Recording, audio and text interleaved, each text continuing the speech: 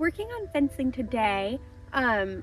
What you see behind me, this tape here, is electrical kind of tape, which has been working really well for the past several weeks that I've had the sheep out. And this fence I have right kind of to the back of me, it sort of temporarily put some electrical stuff on it until I could get my order. My order came in a few days ago, which is perfect timing because this decided to lose all tension I had in it. And so right now my job is to put up the permanent electric rope, which, let me grab that for you. I'm using the Endurasoft from Premier One. This is the 6.0, so it's the thicker stuff, which is what I like to use. It's what's here behind me on this fence. It's what I like to use in my permanent fencing. When I do like semi-temporary fencing in this other pasture, probably in a week or two, I'll be using the Endura Rope 4.5, which is a little lighter, a little easier to move, and cheaper. But this stuff will last probably like forever. So yeah, I'm gonna put that on. Marty's gonna help me. Yes, you're gonna help me, Marty? You're such a good helper. Yeah. To start running the new electric rope, I installed a metal ring to the fence post and added a snap clip and P-spring to keep the rope at the proper tension. I added the rope, secured it with a pigtail rope link, and started threading the rope through each of the insulators I installed on the fence posts.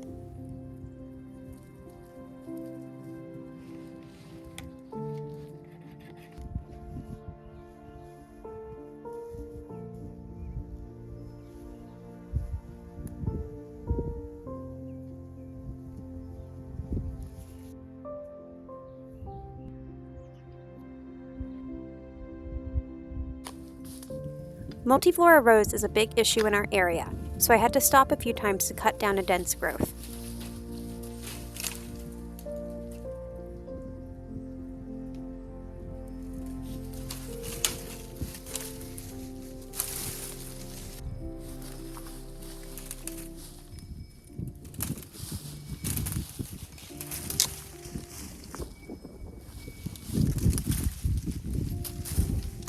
Once the perimeter electric rope was run, I started working on the new internal fence. This fence post was the start of the original fence that I removed in last week's video. I initially thought it was solid and that I could keep it, but I learned shortly after that it was totally rotten and was only standing because it was still attached to the existing perimeter fence, so I elected to remove it and replace it with a T-post.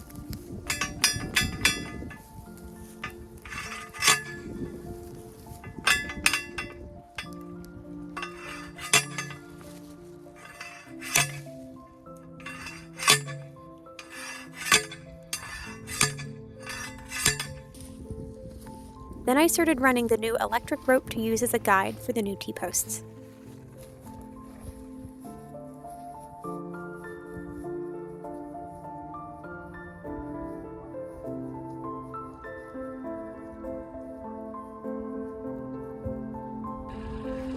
Hi, it's Cailyn.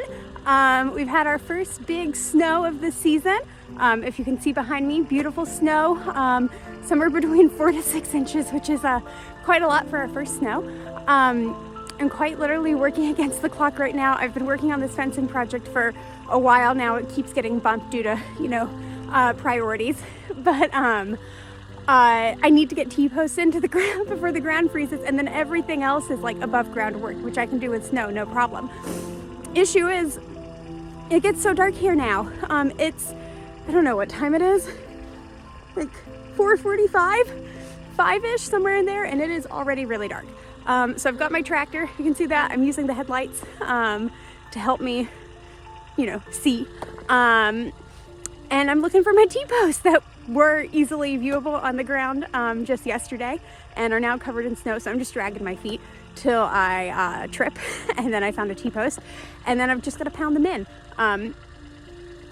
Yeah, good luck. What I did to help me get like a straight line, I don't know if you can see this rope here. This will eventually be electrified. It's connected to a T-post down here. There's a video of me pounding it in earlier, and it's connected to another T-post way down here by the barn.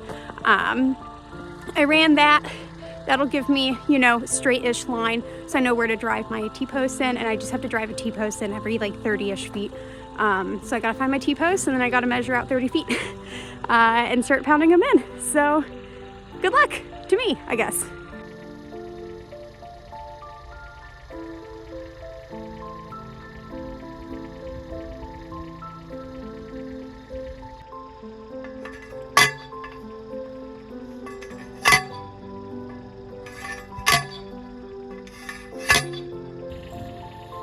Once I had a T-post in, I used the really big tape measure to mark out 30 feet, and then I would insert another post. I did this along the entire fence line.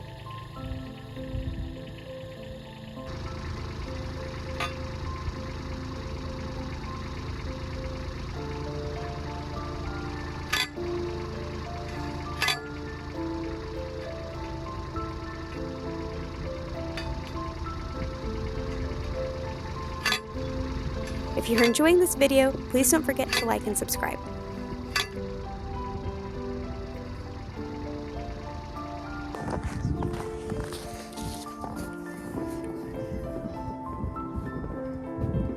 So I ran out of T-posts last night. I don't really know exactly how many more I needed, but anyway, this morning I ran to Tractor Supply, picked up like 10 T-posts, a couple other things I needed, and I'm out here to finish putting the fence together. So super excited. It's been a long time coming. So I'm gonna load the bucket back up and head out there and hopefully finish this and some other farm things that need to get done today, and yeah.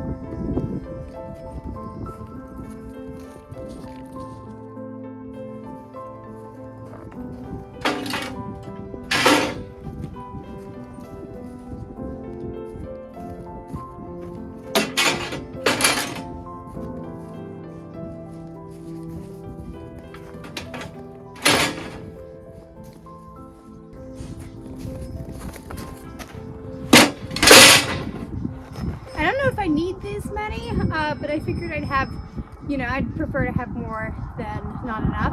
And I have some other fencing projects that are not at all priorities, but if I happen to have enough T-posts to do one over by the barn, then yeah, I'd like to do that today too.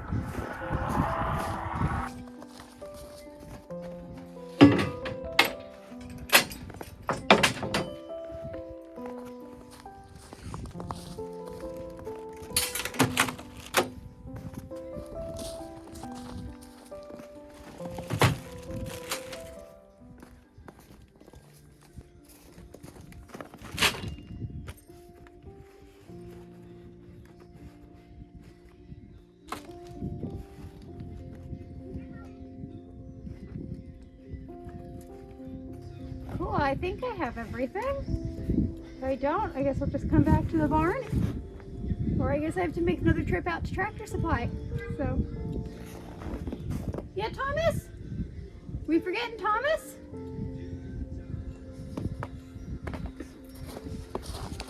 You know what, here are 2 more T-posts in the barn.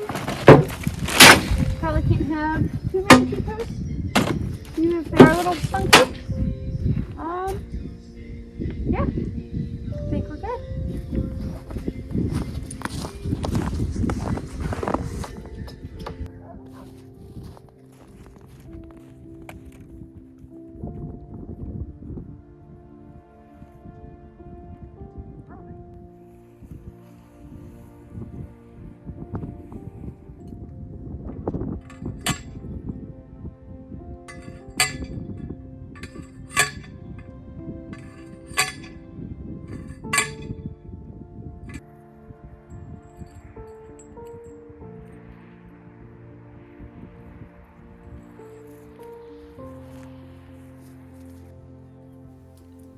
Before tensioning the electric rope, I strengthened the T-post that I used to replace the rotten fence post by using fence ties to secure it to the perimeter fence.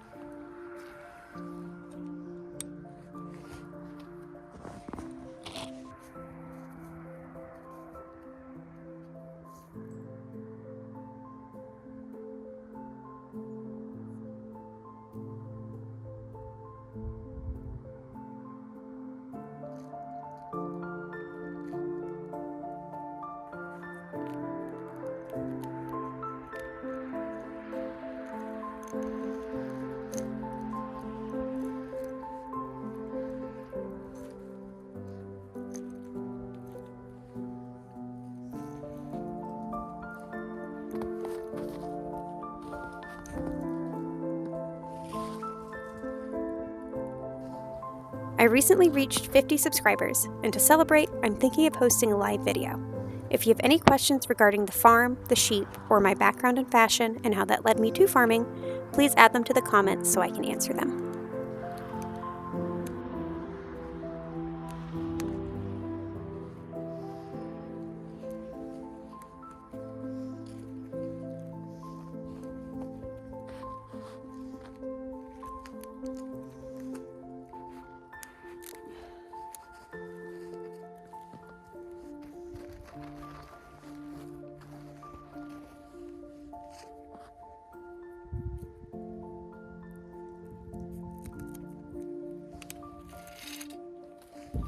Once I had the top strand in place, I measured out the distances for the remaining 4 strands and attached insulators to each T-post.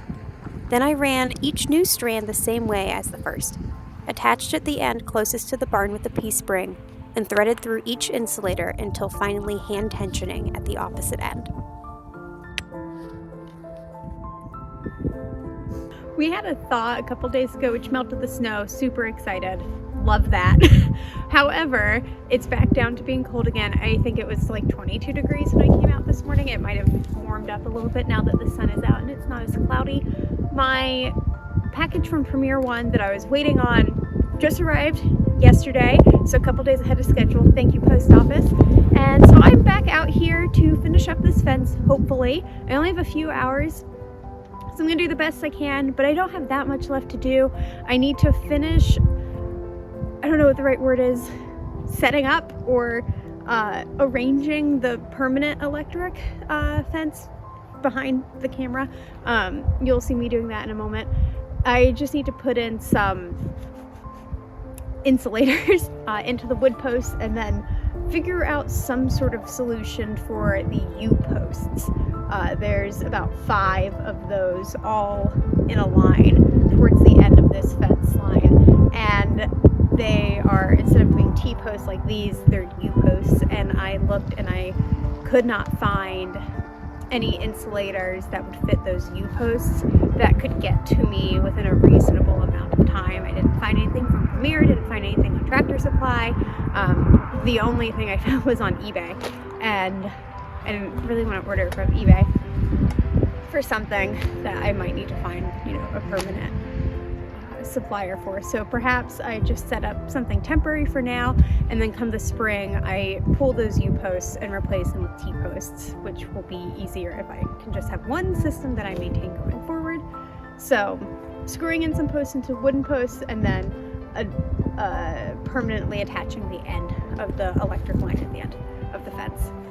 And then I just need to run the electric rope across all of these fence posts here, and that should hopefully go pretty quickly. Putting this one in was easy. I've set up all of the insulators for the remaining 4 rows to go in, so I'm hoping that will be quick and simple.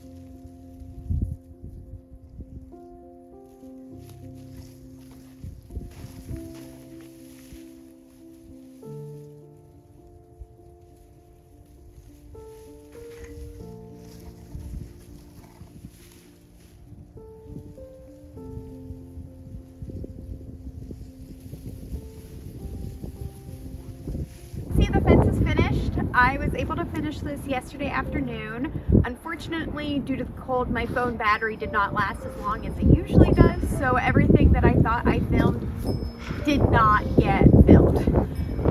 So I'm just going to walk you through how this works. You saw me running the very top line ran in succession for the bottom 4. They all connect off of the main line running along the back of the fence, way in the back there by that shed, which connects to the line that runs directly from the barn. So that's where the electricity gets passed. It comes running across this top line here through the insulator and into the P-spring, which helps make this, not loose. And then I've got my cables, so this moves the electricity from the top line to the second line. There's another cable from the second line to the third line to the fourth line, and fourth line to the fifth line. The fifth line right now I have off because it is making contact with a metal gate that in the spring we will remove, but currently it is down on the ground. I did knock it over when I was learning how to drive the tractor, so that was my fault. So we will remove that gate in the spring when it's easier to move the gate, and it will get repurposed somewhere else. But the beauty of this system is that as the snow builds, as you saw in my previous videos, we had over a foot of snow. So as the snow builds, I can turn off these individual lines so that they don't ground out the whole fence, which is the problem with the Electronet, which is this system here, which is what I've used for all of my other fencing solutions. It works great during normal weather, but as soon as the snow starts to build up, it grounds out, and it doesn't work. So this is a really good all year, all-purpose fence that should hopefully last for a long, long time to come. Before I leave you, please enjoy this clip of the sheep being brought to their new pasture at the end of yesterday. Hi, Cappuccino, you too. Let's go.